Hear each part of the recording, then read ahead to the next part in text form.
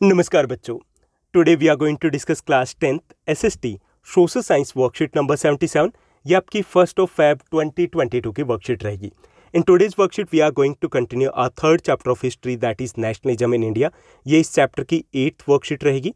अब तक हम इस चैप्टर में काफ़ी कुछ कवर अप कर चुके हैं। हमने ये यात्रा जो हमारी शुरुआत की थी वो 1915 से हमने शुरुआत की थी, जब गांधी जी इंडिया आए थे साउथ अफ्रीका से, और उसमें हम पहुंच चुके हैं 1929 तक, यानी कि 1929 तक हम पहुंच चुके हैं।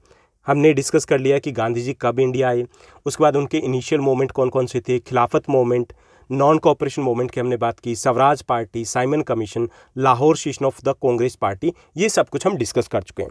आज की इस वर्कशीट में हम डिस्कस करेंगे about the civil disobedience movement, about the Dandi march of Gandhi ji, और हम दोनों जो मूवमेंट, जो बड़े मूवमेंट थे, नॉन कोऑपरेशन मूवमेंट एनसीएम और सीडीएम सिविल डिसोबीडियंस मूवमेंट है, उन दोनों में क्या डिफरेंस था ये भी हम फाइंड आउट करेंगे। तो चलिए शुरुआत करते हैं हम आज की इस वर्कशीट की। Mahatma Gandhi found in salt a powerful symbol that could unite the nation. Gandhi ji को लगा कि एक नमक एक ऐसी चीज है जिससे हम पूरे देश के लोगों को जोड़ सकते हैं। कैसे जोड़ सकते हैं ये हम आगे पढ़ेंगे। पहले हम देखते हैं कि यहाँ पे चल क्या रहा है। On 31 June 1930 he sent a letter to viceroy Irwin. Lord Irwin उस वक्त वायसरॉय होते हैं ब्रिटिश गवर्नमेंट के। उनको गांधी जी एक लेटर लिखते हैं और उसमें क्या होता है, उसमें 11 डिमांड्स होती है, स्टेटिंग 11 डिमांड्स। अब उन 11 डिमांड्स में से some of these were of general interest की थी, कॉमन डिमांड्स थी जो सबसे रिलेटेड थी, and other was specific demands. कुछ स्पेसिफिक डिमांड्स थी जो अलग अलग क्लासेस से रिलेटेड थी, जैसे इंडस्ट्रियलिस्ट से हो गई या पीजेंट से रिलेटेड थी। ओके, यानी कि 11 डिमांड का एक लेटर है वो भेजा जाता है लॉर्ड इरविन के पास। The most stirring of all was the demand to abolish the salt tax. Most important जो डिमांड थी उसमें से वो थी कि सोल्ट टैक्स को अबोलिश कर दिया जाए, ख़त्म कर दिया जाए। क्योंकि सोल्ट टैक्स को यहाँ पे इंपॉर्टेंस इसलिए दी गई थी कि सोल्ट एक कॉमन सा मटेरियल होता है जो हर किसी की थाली का हिस्सा होता है, और उस पर भी अंग्रेजों ने टैक्स लगा दिया था। Salt was something consumed by the rich and poor alike, and it was one of the most essential item of food. कि इसको चाहे वो रिच हो या पुअर हो, चाहे वो हिंदू हो या मुस्लिम हो, चाहे वो सिख हो या ईसाई हो, चाहे वो अर्बन एरिया के लोग हो या रूरल एरिया के लोग हो, हर किसी के द्वारा कंज्यूम किया जाता है। और it was the one of the most essential item of food. Food का सबसे इंपॉर्टेंट आइटम होता है ये, उनके बिना खाना ही फीका होता है। The tax on the salt and the government monopoly over its production, Mahatma Gandhi declared revealed the most oppressive face of British rule.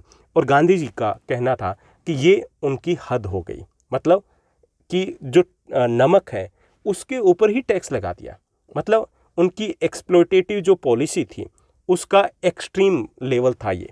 तो इसलिए गांधी जी ने सोल्ट को चूज़ किया कि हम सोल्ट है, इसी कानून को सबसे पहले तोड़ेंगे, और इसी के साथ हम शुरुआत करेंगे सिविल डिसोबीडियंस मूवमेंट की।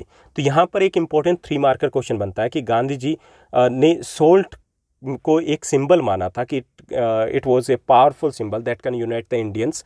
हाउ, कैसे हमें एक्सप्लेन करना है, तो इसमें भी बताना है कि it was a thing that was consumed by all the people, rich और पुअर, हिंदूज और मुस्लिम्स, रूरल और the urban. Second, it was the most essential part of the food, and third, it shows the exploitative policies, extreme of the exploitative policies of the British government. So Gandhi ji decided to violate this law, यानी कि salt law है, इसको violet करने का decision उन्होंने लिया था।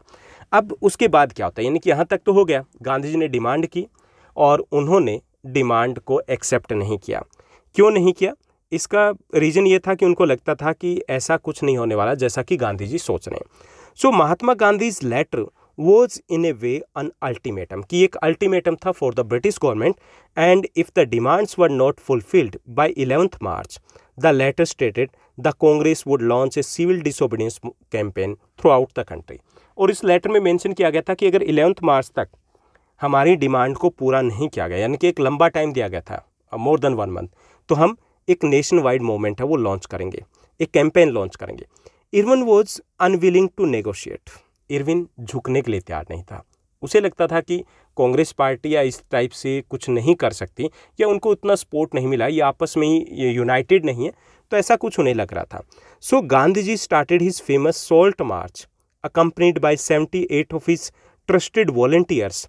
The march was over 240 miles from Gandhi's ashram in Sabarmati to the Gujarati coastal town of Dandi.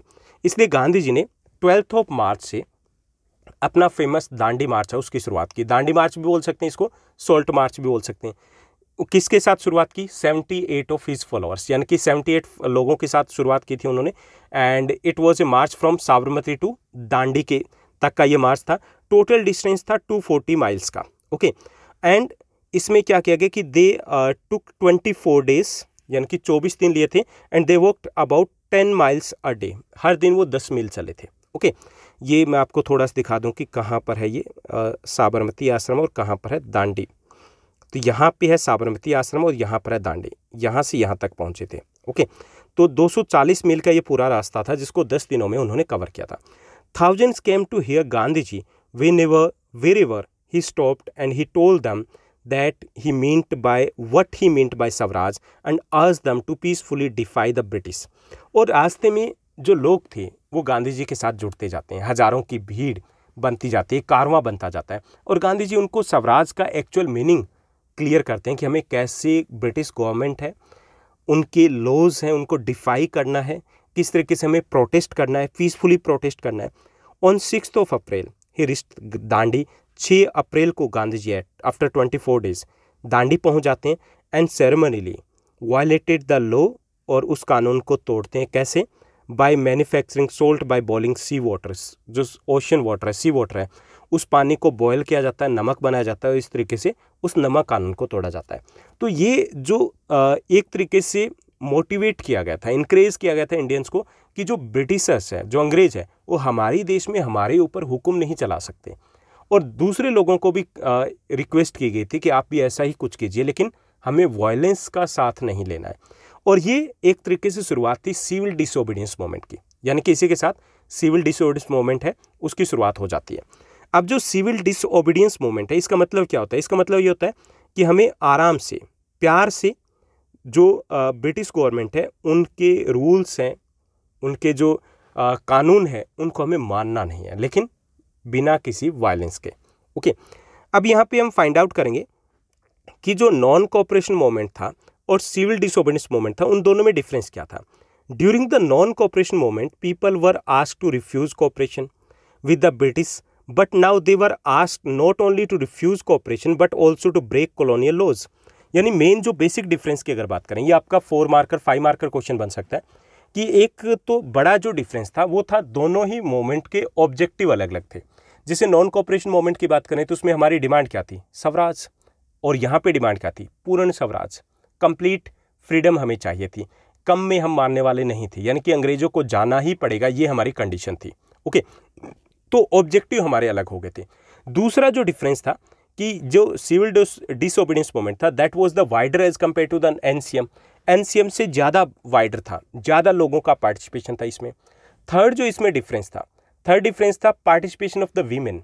Women का पार्टिसिपेशन एनसीएम में कम था as compare to the CDM. CDM में पार्टिसिपेशन ज़्यादा था। और जो फोर्थ जो चीज़ थी वो था मेथड, कि हमें कैसे इस मूवमेंट को किया गया था कि जो नॉन कोऑपरेशन मूवमेंट था, people were asked to refuse cooperation with the British government, कि उन्हें ये बोला गया था कि आपको कोऑपरेट नहीं करना ब्रिटिश गवर्नमेंट के साथ। यहाँ पे कहा गया था कि they were asked to break the colonial laws, यहाँ पे कोऑपरेट तो करना नहीं है, लेकिन कॉलोनियल लॉज है, कानून है, उनको हमें तोड़ना है, मानना नहीं है। तो ये बेसिक डिफरेंस था इन दोनों मूवमेंट में। Thousands in different parts of the country broke the salt law, manufactured salt and demonstrated in front of the government salt factories. कि जब इस मूवमेंट की शुरुआत होती है तो हज़ारों की संख्या में लोग अलग अलग हिस्सों में निकल आते हैं, सॉल्ट लॉज का एक तरीके से प्रोटेस्ट करते हैं।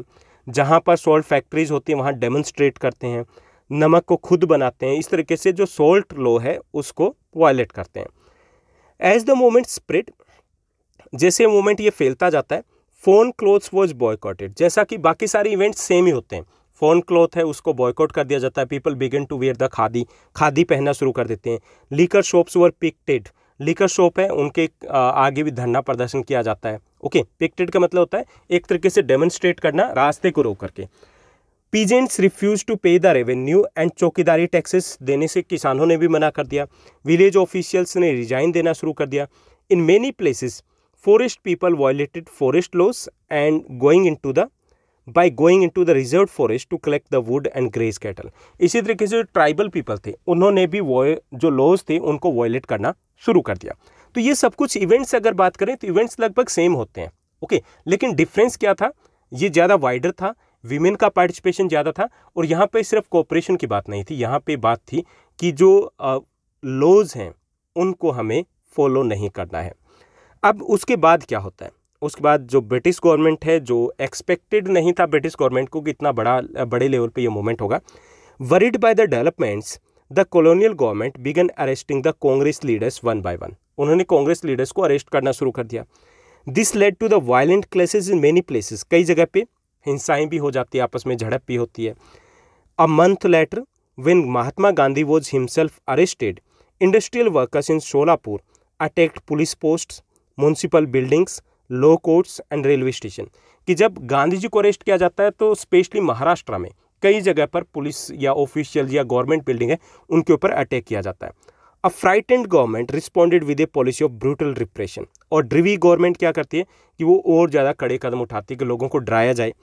पीसफुल सत्याग्रहीज वर अटैक्ड, जो शांतिपूर्ण तरीके से प्रदर्शनकारी थे उनको अटैक किया गया।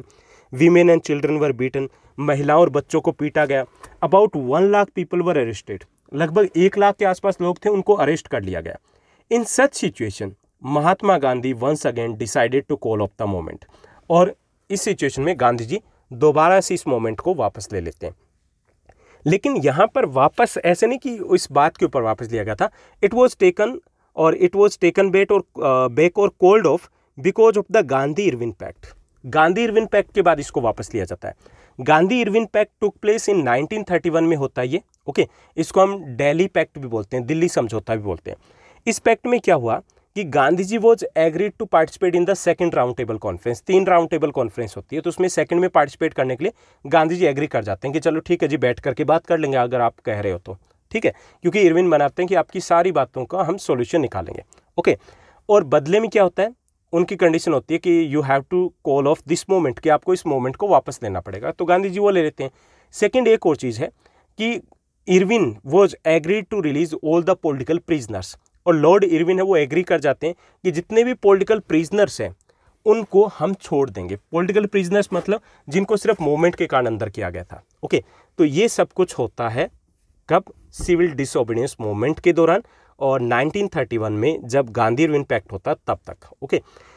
अब हम बात करेंगे क्वेश्चन आंसर्स की। तो यहाँ पर 2 आसान से बेसिक क्वेश्चन दिए गए जो हमें सॉल्व करने, तो चलिए इन क्वेश्चंस को सॉल्व करते हैं। तो यहाँ पे फर्स्ट हमारा क्वेश्चन दिया गया, Mahatma Gandhi found salt a powerful symbol that could unite the nation. Comment, कि महात्मा गांधी को लगा कि नमक एक ऐसी चीज़ है जिसे हम सभी भारतीयों को एक कर सकते हैं, जोड़ सकते हैं। हमें बताना है कि कैसे। Salt was a commodity consumed by rich and poor Hindus and Muslim alike। कि salt एक ऐसी चीज़ थी जिसको रिच पुअर, हिंदू, मुस्लिम, रूरल, अर्बन सभी लोग एक समान रूप से इसको कंज्यूम करते थे। It was one of the most essential items of food, और हमारे भोजन का सबसे इंपॉर्टेंट ये पार्ट होता है। Taxing salt was an extreme exploitation of the British government, का ये अतिवादी नीति थी। सो गांधी जी को लगा कि ये एक ऐसी चीज़ है जिसे हम सबको एक साथ जोड़ सकते हैं, कनेक्ट कर सकते हैं, ओके। तो ये 3 कारण थे जिसके कारण गांधी जी को लगा कि हमें सॉल्ट के साथ चलना चाहिए। Now let's move to the next one. Next हमारा सेकंड क्वेश्चन है, how was the non cooperation movement different from the civil disobedience movement. Non cooperation movement था वो सिविल डिसोबीडियंस CDM मूवमेंट से कैसे अलग था, ये हमें बताना है। The main objective of the NCM non cooperation movement वो स्वराज। जो ऑब्जेक्टिव की बात करें तो NCM का मेन ऑब्जेक्टिव था स्वराज प्राप्त करना, okay, self rule. Whereas the main objective of the CDM was Purna Swaraj, जबकि यहाँ पे मेन ऑब्जेक्टिव हमारा पूर्ण स्वराज था, कंप्लीट इंडिपेंडेंस, यानी कि उससे कम में मानने वाले नहीं थे, यानी कि अंग्रेजों को जाना ही पड़ेगा, ये हमारी यहाँ पर कंडीशन थी। तो ऑब्जेक्टिव दोनों के अलग अलग थे। Second, in the non cooperation movement Gandhi ji had called for not cooperating with the British government. जो नॉन कोऑपरेशन मूवमेंट था, Gandhi ji asked not to cooperate with the British government, यानी कि ये कहा था कि हमें ब्रिटिश गवर्नमेंट के साथ कोऑपरेट नहीं करना है। Whereas in the civil disobedience movement there was a call to violate the laws. यहाँ पे लोगों को कहा गया था कि हमें कानूनों को तोड़ना है, तो यानी कि जो मेथड था उसमें भी डिफरेंस था यहाँ पर। थर्ड था civil disobedience movement was wider than the NCM movement. Civil disobedience movement ज़्यादा वाइडर था, इसमें ज़्यादा लोगों ने पार्टिसिपेट किया था। नॉर्थ, साउथ, ईस्ट, वेस्ट सभी कोनों से लोग थे, कोनों अलग अलग कोने हैं, वहाँ से लोगों ने भाग लिया था इसमें। The participation of women in the CDM movement was high. इसके साथ साथ जो वीमेन का पार्टिसिपेशन था वो भी इस मूवमेंट में ज़्यादा था। तो इस तरीके से ये 4 डिफरेंस होते हैं, ये आपका 5 मार्क का क्वेश्चन रहेगा। तो ये थी हमारी आज की वर्कशीट। उम्मीद करता हूँ कि सब कुछ आपको अच्छे से समझ में आया होगा। अगर आपको ये वीडियो, ये वर्कशीट अच्छी लगी तो इस वर्कशीट को लाइक और शेयर जरूर कीजिएगा। आज के लिए बस इतना ही। Thank you, bye bye, have a nice day.